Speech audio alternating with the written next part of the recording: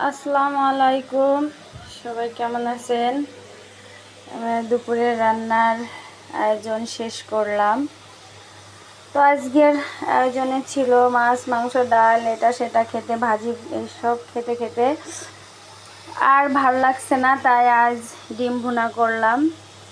এই যে দেখেন, একটা ডিম পোস্ট করে দিছি। আমার হাজব্যান্ড আবার আস্তা ডিম খাইতে পছন্দ করে না, তাই তাকে আমি পোস্ট করে যে ভুনা করে দিতে হয়, ভুনা করলেই ডিম পোস্ট করতে হয়। যাই হোক, যে ভেন্ডি ভাজি করেছি। আর এখানে আমি ডাল রান্না করছিলাম, সে ডালটা ফ্রিজে ছিল, এটাকে আমি শুকাই ফেলবো।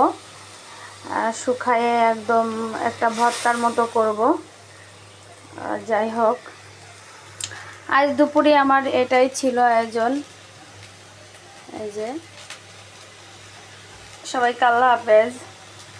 ভালো লাগলে অবশ্যই কমেন্ট করবেন।